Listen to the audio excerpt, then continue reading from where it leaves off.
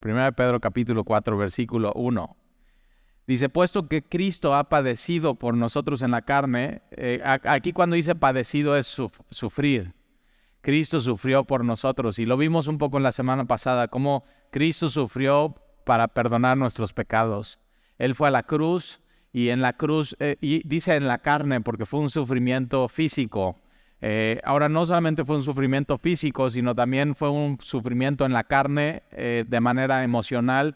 Cuando Jesús está en Getsemaní, él ya sabe lo que le va a suceder. Él venía anunciando año tras año que él iba a ir a la cruz, iba a padecer mucho por medio de los sacerdotes y de los soldados. Y cuando está en Getsemaní, él simplemente compensar lo que va a suceder en su vida, él compensar en los sufrimientos físicos, él suda sangre. Y esa es una circunstancia médica que cuando tú estás muy afligido y muy angustiado, eso puede pasar en tu cuerpo. Y ve hasta dónde llega el sufrimiento de Jesús. No solamente es un sufrimiento físico en la cruz, al ser azotado y golpeado, sino también todos sus órganos, ¿no? Empiezan a fallar, sus pulmones, posiblemente también su hígado por los golpes, su páncreas, sus riñones y su corazón. Cuando uno de los soldados clava la estaca en su costado, le llega a su corazón y tu corazón tiene una bolsa de agua que protege el corazón, y sin esa bolsa de agua, pues tu corazón no puede funcionar.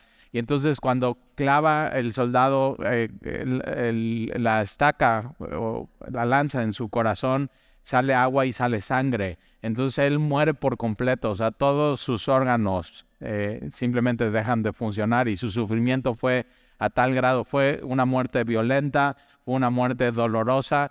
Y aquí nos está recordando que Cristo sufrió, ahora lo hizo por nosotros, en la carne. Muy importante, Jesús no sufrió, no fue una muerte simbólica, no fue una muerte simplemente de su espíritu, sino Jesús es Dios y se humanó, tomó forma de hombre, y como tú y como yo, o sea, tenía nervios, tenía músculos. O sea, cuando él es golpeado y le sale un hematoma, un moretón, es como cuando tú y yo nos golpeamos y nos sale un moretón. O sea, él vivió los sufrimientos en carne propia. Y entonces, puesto que Cristo padeció por nosotros en la carne, vosotros también, armaos del mismo pensamiento. Esta palabra armaos es lo que significa ármate. O sea, toma armas, toma todo lo que necesitas para la guerra, para defenderte. Y una de las cosas que tú y yo necesitamos es cambiar nuestra manera de pensar en cuanto al sufrimiento. Y una de las cosas que va a hacer Pedro aquí va a usar lo que se llama lógica.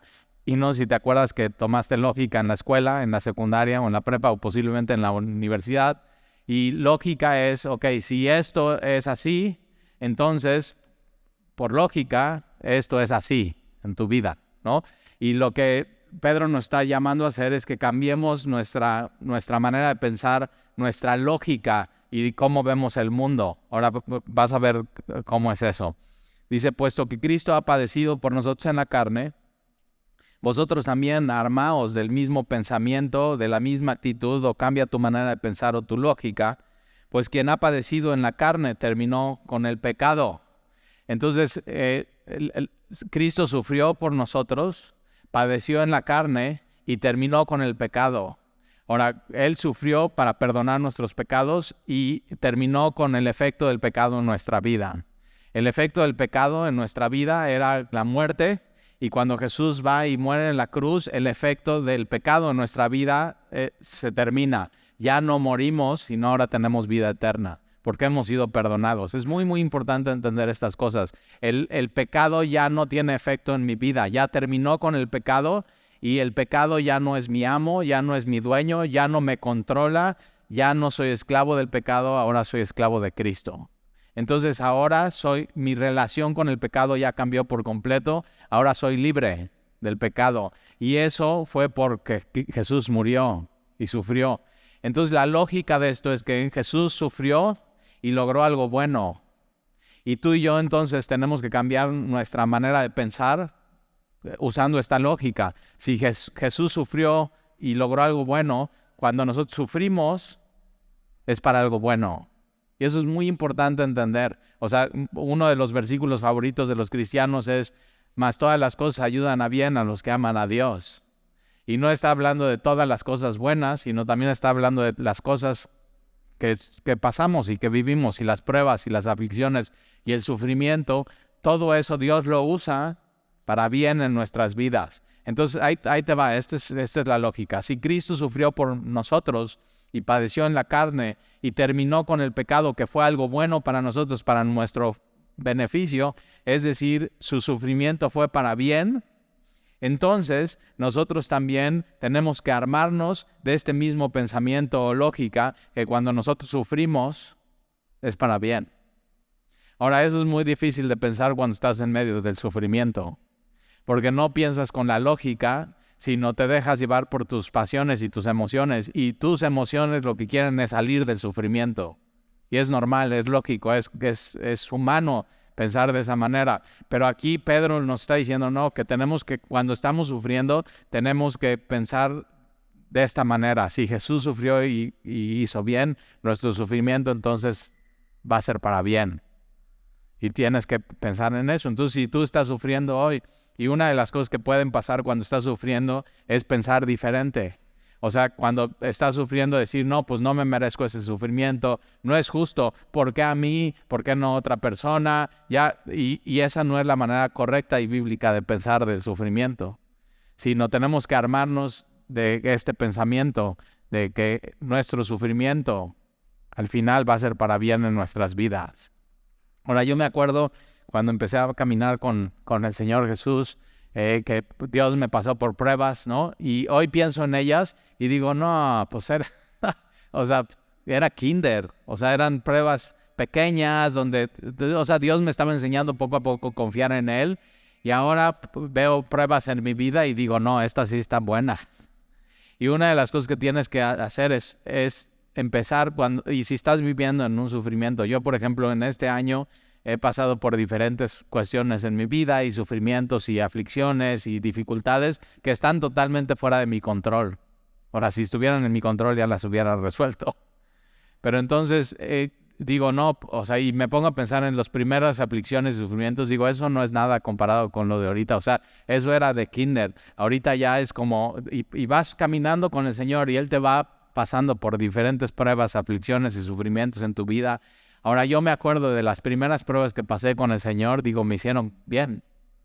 O sea, me hicieron crecer, me hicieron confiar más en Dios, cambiaron mi carácter, mi forma de ser, mi manera de ver el mundo y la vida y las pruebas. Entonces tú tienes que armarte de ese mismo pensamiento. O sea, todas las armas y las herramientas que tengas para cambiar tu forma de pensar y la lógica con la que ves los sufrimientos y las pruebas en tu vida. Y yo digo, este año, pues sí, ya pasé kinder de sufrimiento y pruebas y ya hice un par de semestres en la universidad y hay pruebas que dices, no, esta es maestría y doctorado al mismo tiempo. O sea, difícil y duras, pero tienes que aprender a sufrir bonito.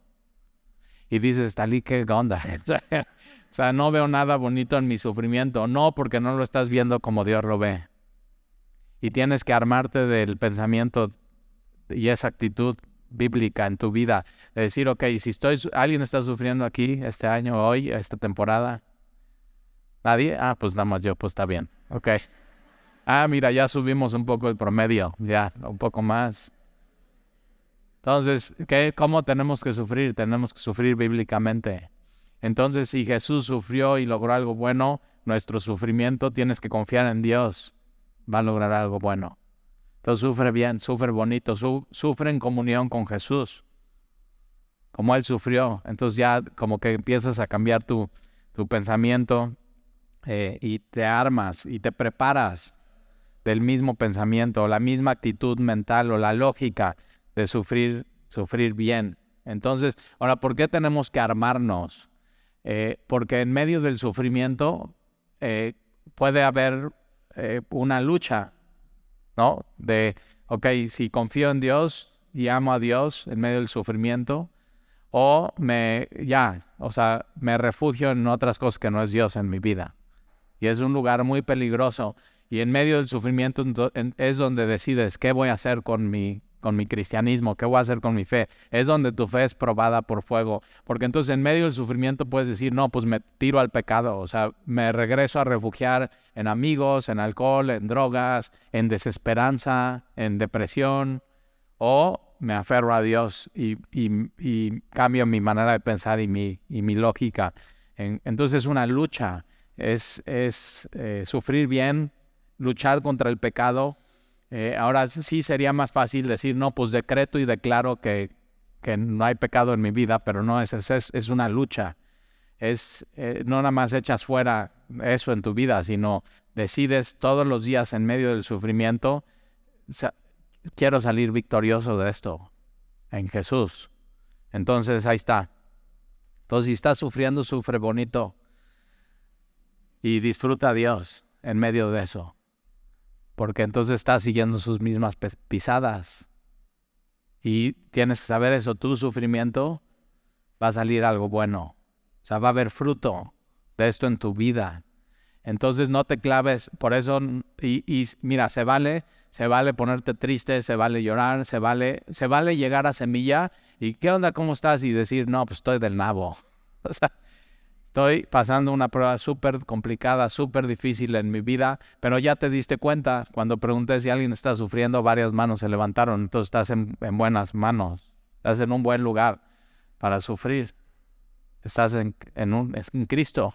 Entonces es un muy buen lugar para estar cuando estás en medio de una prueba y un sufrimiento. Y entonces sí se vale llorar, se vale estar triste, se vale estar decaído. ¿Por qué? Porque entonces cuando soy débil, entonces soy fuerte en el Señor. Una de las cosas que a mí, por ejemplo, me pasan es que, bueno, pues soy empresario y tengo gente a mi cargo y aparte soy papá de 3 adolescentes y esposo de Sandy y soy la cabeza en la casa y aparte cargo peso con mi familia, ¿no? Y me hago cargo con mi mamá de mi abuelo y hay que tomar decisiones y hay que hacer esto y el otro y a veces queremos aparentar que somos más fuertes de lo que somos. Y dices, no, yo aguanto, o sea, Iron Man, ¿no? Emocional, espiritual y todo eso. Pero a veces es bueno decir, no, pues no soy. Y cuando te pones delante de Dios, puedes hablar honestamente y decir, Señor, ayúdame. O sea, ahora sí, Jesús sufrió y era Dios. Y padeció, y tuvo dolor, y lloró. Entonces está bien que tú también lo hagas. Hay como que una idea de que el cristiano todo es gozo y paz y felicidad y plenitud y prosperidad y entonces te sientes mal cuando estás pasando por una situación difícil y estás sufriendo y no, estás ahí en buena compañía de tus hermanos en Cristo y de Jesús. Entonces ahí está, cambia tu lógica, cambia tu manera de pensar. Y Jesús terminó con el pecado, versículo 2, para no vivir el tiempo que resta en la carne conforme a las concupiscencias de los hombres, sino conforme a la voluntad de Dios. Entonces ya hay una manera que tienes que vivir en medio del sufrimiento, hacer la voluntad de Dios en medio del sufrimiento. Entonces sí hay algo que hacer en medio de eso. Versículo 3. Baste ya el tiempo pasado. Esto aquí, la palabra basta ya es, si Jesús terminó con el pecado, basta ya con el pecado. O sea, ya fue suficiente. Tu vida de pecado, ya tienes que hacer un alto y parar. O sea, esa es la voluntad de Dios.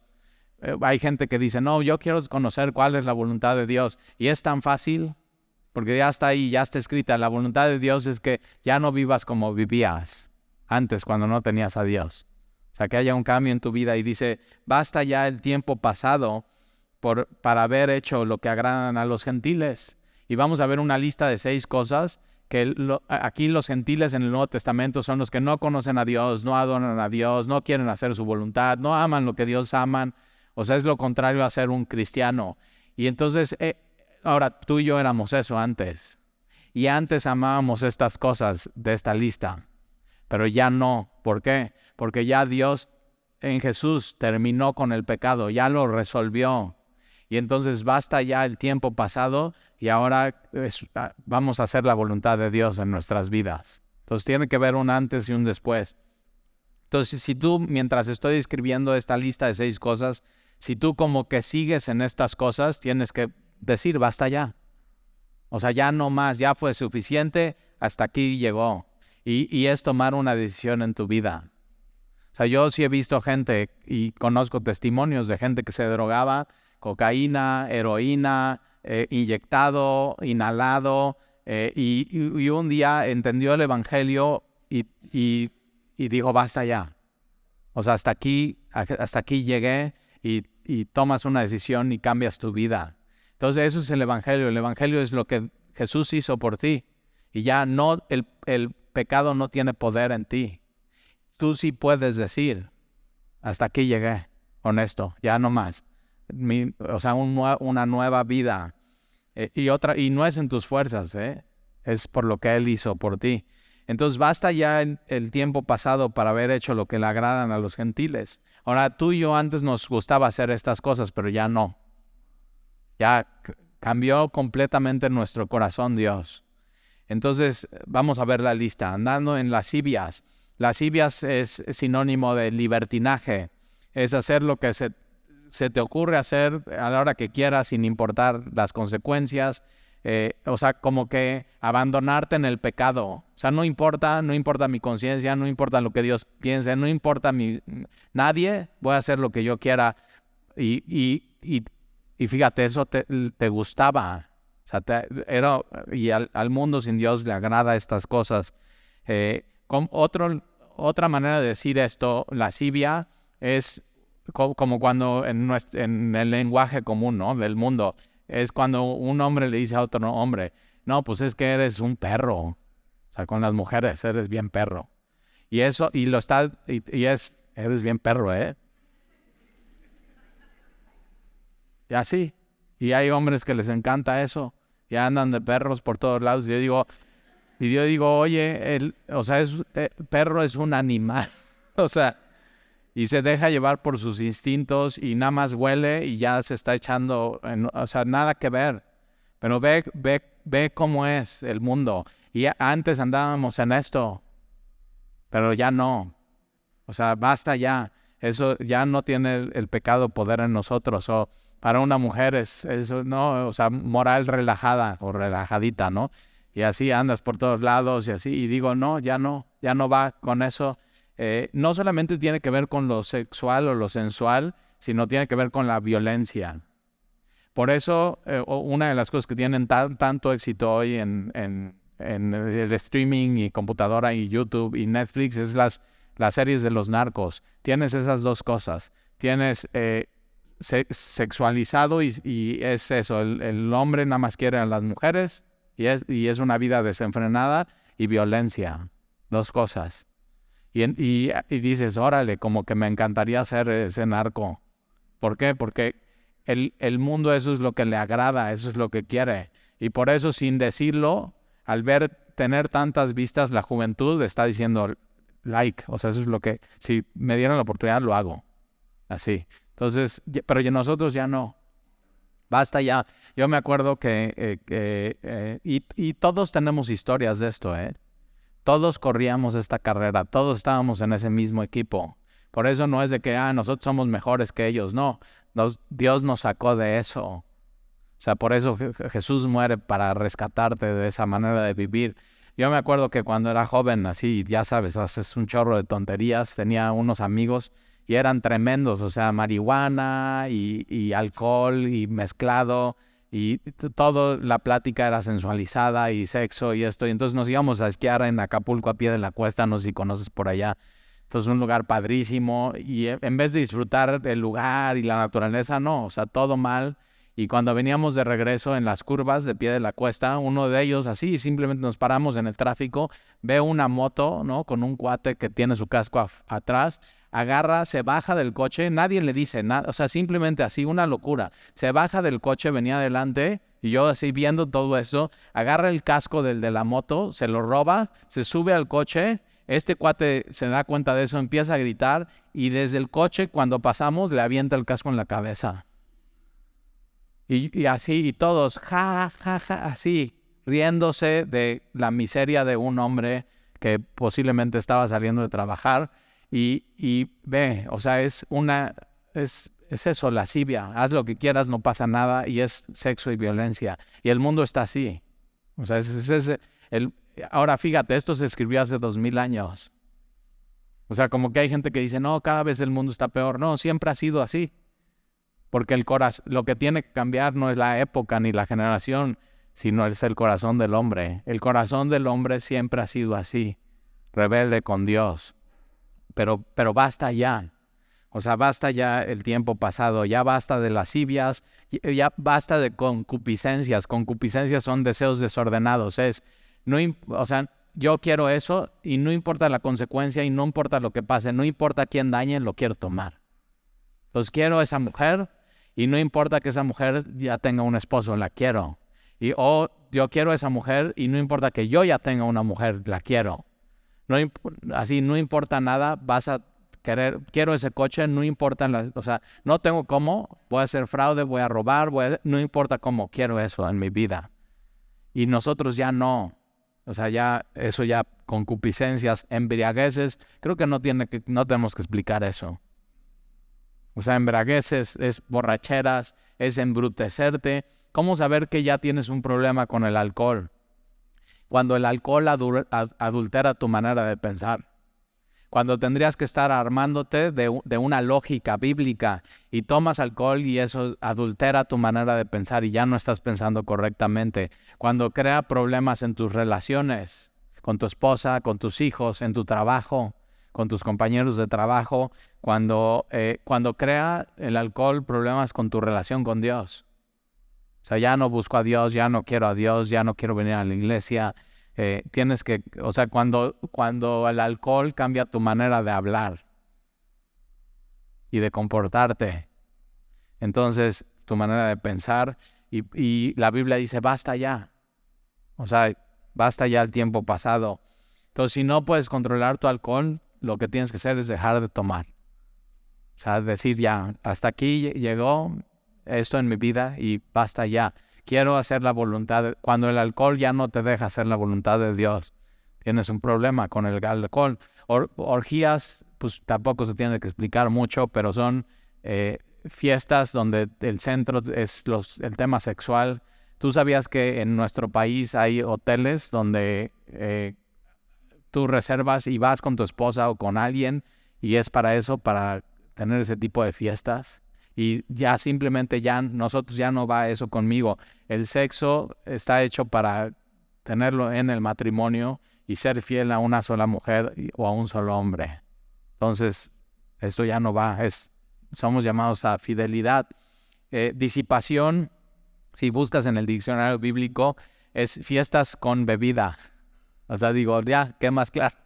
Y una de las cosas que pasan en nuestra sociedad, y pasaba en la sociedad esa, es que si tú haces una fiesta y no hay bebidas, nadie va.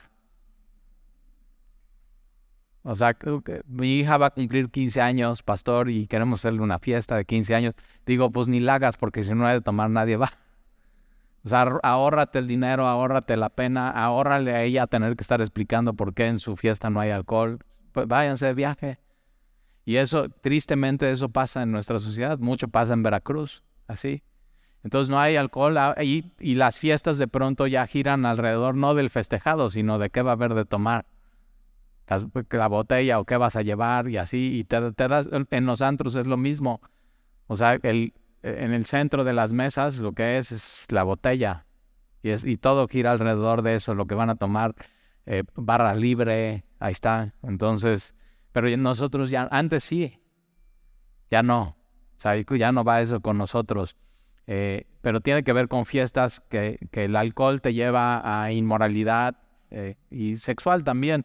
Y una de las cosas que tienes que hacer si eres mujer en México, el otro día estaba platicando con una experta en una asociación de protección a las mujeres en cuanto a lo sexual.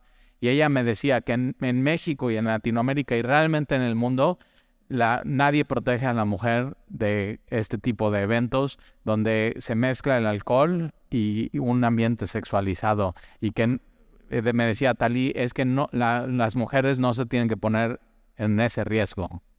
Y como mujer tienes que cuidar a dónde vas, con quién estás, o sea, el centro de la fiesta, quién es, porque una fiesta puede cambiar tu destino, o sea, tu vida por completo, puede manchar algo que Dios tenía hermoso por eso. Y yo sé que no deberíamos estar hablando de eso, o sea, la mujer podría ir a quien lugar que sea y debería estar protegida, pero ¿qué crees? No es así.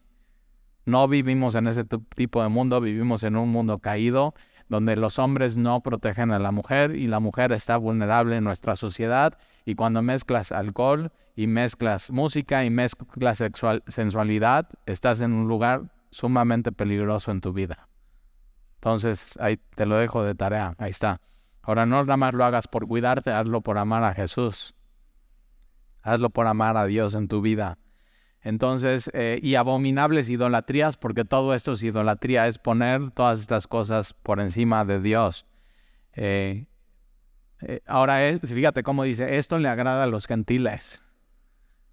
O sea, esto les encanta a los gentiles, pero y a nosotros también nos gustaba. Y no así, o sea, no te hagas. Te gustaba, te encantaba, te estabas tirado al pecado, pero Jesús llegó a tu vida y cambió tu corazón y cambió qué amabas. Primera de Pedro capítulo 1, hablando de Jesús. Jesús a quien amas sin haberle visto. Entonces ya dejas de amar estas cosas y ahora amas a Jesús. ¿Y ahora qué quieres hacer? Su voluntad en tu vida. Entonces ahí está. Ahora fíjate, versículo 4. A estos les parece cosa extraña. ¿A quiénes? Con los que corrías antes. A tus amigos con los que vivías estas cosas, les parece cosa extraña que vosotros no corráis con ellos. O sea, antes eras del equipo, tenías tu número, tu playera, o sea, estabas en el chat y de pronto dices, no, ¿sabes qué? Basta ya, esto ya no va conmigo, ahora yo soy cristiano.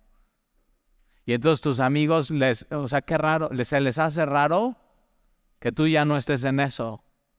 Y este versículo, no corras con ellos, tiene esta idea de corredores que van todos corriendo hacia un mismo lugar. Hoy fue el medio maratón aquí en Veracruz. Y entonces si vas a donde salen todos los corredores, ¿no? Están todos ahí amontonados y listos y se están preparando y echando porras y está la batucada. Así es muy emocionante eso. Y de pronto suena el sonido de salida y todos empiezan a correr al mismo tiempo. Y en esto, con ellos, tú ya dices, no, yo ya no corro. Y ahora, no correr con ellos es irte a otro lado y ya no corres, ahora estás ahí sentado y ya no corres. Y entonces ellos que están corriendo todos juntos te ven y dicen, ay, qué raro, antes él corría y era bueno. Y ahora ya no. Y se les hace raro. A estos les parece cosa extraña, raro, que vosotros ya no corráis con ellos. Pero tiene que haber eso, tiene que haber un antes y después. Y tus amigos se les tiene que hacer raro que ya no estás en estas cosas. Si no ha cambiado tu posición con los que te conocen, tus amigos y familiares, puede ser que no hayas nacido de nuevo todavía. Que no haya un cambio verdadero en tu vida. Ahora, no solamente se les hace cosa extraña y ellos están corriendo en el mismo desenfreno de disolución, entonces están corriendo una carrera, van descarriados, desenfrenados, tirados al pecado, pero en disolución que es perdidos, o sea, están corriendo esta carrera que les lleva a la perdición de disolución y entonces os ultrajan. Esta palabra os ultrajan es que te ofenden. Así ya te ofenden. Y antes nunca te ofendían, eran tus mejores amigos. Ay, qué buena onda. No, háblale, y mándale el chat y vamos todos juntos y así. No, él es bueno para la fiesta y ahí están y todo. Y de pronto dices, no, ¿sabes qué? Ya no le entro. Ahora tienes que saber esto. Ser cristiano es una posición muy solitaria en el mundo. Porque antes ibas corriendo con todos estos y de pronto decides, basta ya no, quiero hacer la voluntad de Dios. Te sales de eso, te quitas tu playera, te quitas tu número, ya dices, ya no corro con ellos. Dios te da ya te armas ahora de otra lógica y de otro pensamiento y ya estás solo. Puede volverse un lugar solitario el cristianismo. Pero ¿sabes qué? Jesús está ahí contigo. Entonces no estás solo. A Jesús también lo ofendieron y lo insultaron por no ser igual que los demás. Entonces, si a ti te han ofendido y así de que, no, pues antes era todo dar y ahora no, ya es un santurrón y se cree mucho, se cree mejor que nosotros y te empiezan a ofender y estás en un buen lugar. Si nadie te ha hecho eso, nadie te ha dicho eso, nadie se ha dado cuenta que eres cristiano, ten cuidado. Estás en un lugar muy peligroso, porque igual estás corriendo esa carrera con todos estos maratonistas y no te has dado, y tú piensas que ya no eres y eres. Ten cuidado con eso, porque basta ya el tiempo pasado y ahora la voluntad de Dios. Versículo 5. Entonces, ¿qué haces? Así, en vez de estar felices porque cambiaste tu vida y ya estás mejor y tu matrimonio ha mejorado, pues es lógico. Ahora no, te ofenden. ¿Por qué? Porque ellos se sienten ofendidos de tu vida, les confronta. Pero ¿qué crees? No quieren cambiar. No quieren dejar sus vidas, porque aman más el pecado que a Jesús. Les agrada eso. Pero nunca te olvides, a ti también. Pero Dios cambió tu vida y cambió tu corazón. Entonces, cuando se ofendan y te digan de cosas, versículo 5, acuérdate, pero ellos darán cuenta. Entonces, todos van a dar cuenta de sus vidas. Y ellos darán cuenta al que está preparado para juzgar a los vivos y a los muertos. Entonces, si te están ofendiendo y así, porque tú ya decidiste cambiar y dejar eso, déjalos. Un día van a dar cuentas delante de Dios. Ora por ellos, déjalos. O sea, no les contestes, no digas nada. Un día va a haber un juicio donde tú y yo ya hemos sido perdonados y ya hemos sido librados de ese juicio. Pero ellos no. Ellos siguen corriendo esa carrera. Entonces ora por ellos para que Dios los salve. Versículo 6. Porque por eso también ha sido predicado el evangelio a los muertos. Es a los muertos que murieron, les fue predicado el evangelio. Y esto es algo crucial. Y creo que es una labor de nosotros como iglesia hacerlo. Este fin de semana me llamó alguien y me dice, oye, Tali, es que quería preguntarte si tú hacías funerales. Es alguien que no viene a Semilla, es alguien que no es cristiano, pero sabe que soy pastor y como que estaban viendo qué hacer. Y, oye, ¿tú haces funerales? Le digo, sí, yo hago funerales, ¿no? Es una de las cosas que hago. Y digo, ¿por qué? O sea, ¿en qué les puedo servir? ¿Cuándo es el funeral? Me dice, no, todavía no muere.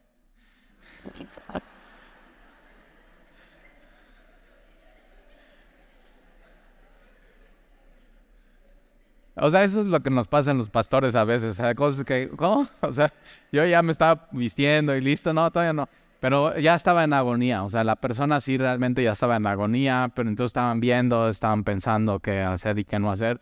Y entonces una de las cosas que le dije es, ok, ¿está consciente? Porque yo no quiero ir a su funeral a predicar, yo quiero ir a predicarle antes de que muera. Y cuando Dios te dé una oportunidad de predicarle a alguien que está en agonía, que está a punto de morir, hazlo. O sea, no llames a nadie, tú ve y hazlo. Y pídele, Dios, ábreme las puertas de terapia intensiva, de su casa, de que la familia me dé chance 5 minutos y ora y no pierdas la oportunidad, porque necesitamos predicar el evangelio antes de que la persona ya no tenga otra oportunidad. Y entonces aquí Pedro está hablando que hay gente que murió y antes de morir se le predicó el evangelio y murieron en Cristo. Y mira cómo habla de ellos. Dice, porque por eso también ha sido predicado el evangelio a los muertos, a los que murieron, para que sean juzgados en la carne según los hombres, pero vivan en espíritu según Dios. Entonces, los muertos que murieron en Cristo no están muertos, sino viven en el espíritu. Una de las cosas que yo siempre les digo a mis hijos, y ya, hasta se lo toman de broma, pero yo siempre les estoy diciendo, cuando les digan, no, pues papá se murió, no les crean, voy a estar más vivo que nunca. Y esa es la convicción que tú y yo tenemos que tener. Cuando yo muera, o sea, ¿qué es lo peor que te puede pasar en este mundo? Morir. Ok, cuando mueras, vas a estar más vivo que nunca. Por Jesús. Esa es la convicción que tenemos en Cristo Jesús. Esa es la esperanza de gloria. Por eso podemos tener gozo inefable. Un gozo que no se puede explicar. Entonces ahí está. Versículo 7. Mas el fin de todas las cosas se acerca. Está hablando de la venida de Jesús. Está cerca. Entonces, si Jesús viene pronto, como dice la Biblia, entonces tienes que hacer pronto lo que Él te pidió. Empieza a vivir la voluntad de Dios en tu vida. Ya no te esperes más. Si Jesús viene pronto, basta ya lo que hiciste en el tiempo pasado y empieza a vivir una vida nueva. Empieza a hacer la voluntad de Dios. Entonces, mas el fin de todas las cosas se acerca. Sed pues sobrios. Ser sobrio es no te dejes llevar por tus emociones y por tus pasiones. No te dejes llevar por tus emociones y por tus pasiones. No, hay gente que dice, ¿no? Su lema, sigue tu corazón. Y no sigas tu corazón, no sigas tus emociones. No. Todos los días tú te tienes que despertar, hacer la voluntad de Dios, sea tu pasión o no, y tengas ganas o no, y lo sientas o no. Y esa es la vida del cristiano, y esa es la vida plena, y esa es la vida llena. No sigas tus emociones, no sigas tus pasiones, no sigas tu corazón, hazle caso a Dios. Vale mucho la pena. O sea, los que no conocen a Dios se despiertan y están siguiendo sus pasiones, y están corriendo una vida perdida. Nosotros ya no. Entonces, sed sobrios, velad en oración.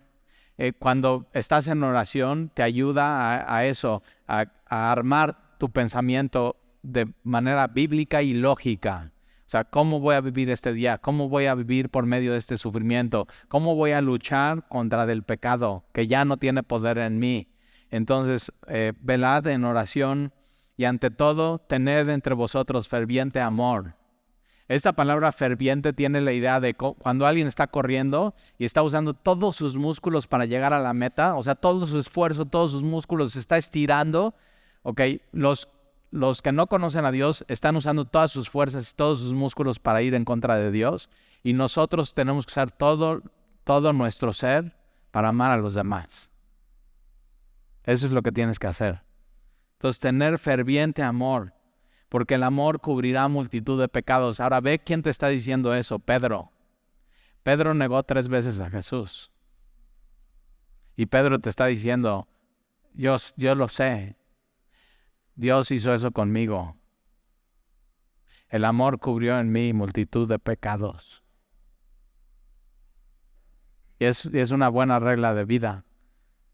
En tu relación con los demás, que el amor cubra multitud de pecados. En un matrimonio, o sea, ¿te imaginas cómo sería tu matrimonio si cada cosita que hace tu esposo o tu esposa mal, estés ahí, no, qué mal, tache, no, o sea, nada que ver, o sea, todo mal, así, y se lo eches en cara y se lo eches encima y te enojes cada vez? ¿Cómo va a terminar ese matrimonio? Pero si en tu matrimonio el amor cubre multitud de pecados, o sea, todas esas fallitas y faltitas y que se equivoca y que no, y te medio ofende, pero bueno, dices, no, sabes que te amo y puedo pasar esto por alto. O sea, ve qué diferente se ve en tus relaciones, en tu trabajo. O sea, hay gente que nada más llega al trabajo, se sienta y nada más está esperando que alguien lo ofenda para... No, ¿viste? Ay, ¿cómo me habló? Así, ahí estás con tus... Digo, no, que en tu vida el amor cubra multitud de pecados. Con tus hijos, que el amor cubra multitud de pecados. Así como en tu vida cubrió el amor de Dios multitud de pecados. Entonces, vive tu vida de esa manera. Versículo 9, hospedados los unos a los otros sin murmuraciones. En estos tiempos no había Holiday Inn ni fiesta americana.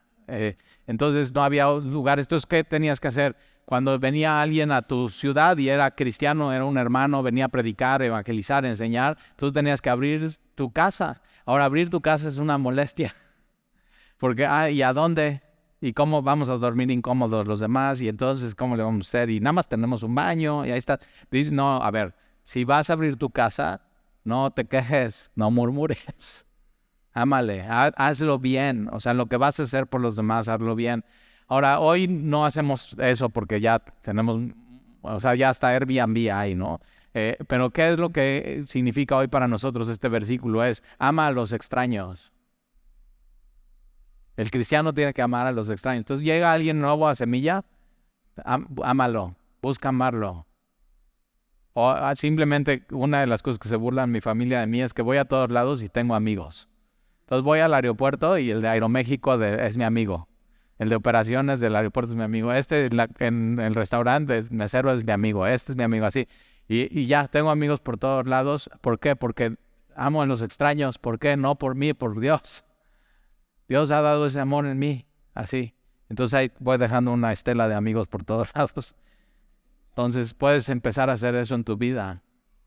Amar a los extraños sin murmuraciones. Versículo 10. Cada uno según el don que ha recibido. Todos tenemos dones. Todos los cristianos que tenemos el Espíritu Santo tenemos dones. Y han sido dones que hemos recibido de Dios. Y una de tus labores como cristiano es descubrir qué dones tienes. Eso lo puedes ver en Romanos 12, hay una lista de dones. 1 Corintios 12. En enero vamos a empezar a escribir un discipulado que habla de los dones del Espíritu. Se llama Agua Viva, para que puedas descubrir tus dones, los que Dios puso en ti. Y entonces, ahora la iglesia te ayuda a descubrir tus dones, pero es tu responsabilidad ver qué don me ha dado Dios. Entonces, cada uno, según el don que ha recibido, no son tus capacidades, Dios te lo dio. Ahora, ¿para qué son? Para ministrarlo a otros, para ponerlos al servicio de los demás. Entonces, basta ya el tiempo pasado, y ahora que tienes que hacer la voluntad de Dios, y parte de la voluntad de Dios es descubrir qué don te dio y ponerlo al servicio de los demás. Y amar a los demás, servir a los demás. Entonces, ministrelo a otros como buenos administradores de la multiforme gracia de Dios. Cada uno recibimos diferentes dones, o una mezcla de ellos, y en cada uno de nosotros se ve diferente los dones, porque es según la multiforme gracia de Dios. Entonces tú no puedes esperar que en mí se vea la gracia de Dios de la misma manera que el otro, porque es una multiforme gracia de Dios. Entonces fíjate, nunca te compares con otros cristianos, nunca te compares con otros, porque Dios te dio un don específico a ti según su multiforme gracia. Entonces nunca te compares con otros, pero tampoco compares otros cristianos con otros cristianos. O sea, a mí me ha pasado que, no, Talía, es que a mí me gusta más cómo predica que este. Y yo digo, cuidado. O sea, cada uno recibió del Señor su don de enseñanza y de predicación, y cada uno según fue la multiforme gracia de Dios, y no puedes esperar que prediquen de la misma manera. O sea, todos somos diferentes. Y entonces nunca te compares con otros y nunca compares a dos cristianos uno contra el otro, porque aprende a ver la multiforme gracia de Dios y pon tus dones al servicio de los demás. Entonces aquí Pedro va a decir, hay dos tipos de dones. Si alguno hable conforme a la palabra de Dios. Hay un don que es de enseñanza, que es de profecía, y tiene que ser conforme a la palabra de Dios. Ahora en la semana de oración pusimos 2 micrófonos, y es eso, si vas a pasar a decir algo, tiene que ser la palabra de Dios. O sea, sí, hay gente que a veces dice, Talí, tengo un mensaje de Dios para tu vida, ¿no? El Señor dice esto. Yo digo, si no trae capítulo y versículo, ni me digas. Porque a veces nos dejamos llevar por nuestras pasiones y nuestras emociones, y lo que pensamos y lo que creemos. Y no, si vamos a hablar, hablemos conforme a la palabra de Dios. Entonces es un tipo de don, enseñanza. Y si alguno ministra, sirve a los demás, ministre conforme al poder que Dios da, no según tu capacidad, sino el poder que Dios da. Una de las maneras que sabemos que alguien sí es llamado como que a algún ministerio es, oye, yo como que quiero servir en esto, pero siento que como que no doy el ancho. Digo, órale, bien, porque no es tu capacidad. Vamos a ver cómo Dios te usa y es su poder en ti, no eres tú. Y entonces tienes que dejar que Dios lo haga. Ahí está, la multiforme gracia de Dios. Si alguno habla, entonces si alguien predica, o si alguien evangeliza, o si alguien enseña en un discipulado, o aquí en el púlpito, es un don recibido por Dios. Y lo hacemos según su capacidad, según su poder, no el de uno. ¿Y para qué? El fin no es la persona que lo hace, sino el quien recibe. Estás bendiciendo a los demás con el don de Dios. Ahora ministre conforme al poder que Dios da, para que en todo sea Dios glorificado. El fin de los dones del Espíritu es glorificar a Dios. Es ministrar a los demás, pero al final llevándose la gloria a Dios de lo que Él está haciendo entre nosotros. Entonces, que en todo sea Dios glorificado por Jesucristo, a quien pertenecen la gloria y el imperio por los siglos de los siglos. Amén. Ahí está. Entonces basta ya. Si tú estás en estas cosas en las que el mundo está corriendo, hasta aquí llegó eso. Ya no más. Hoy tienes que parar. Ahora, ¿qué sigue para tu vida?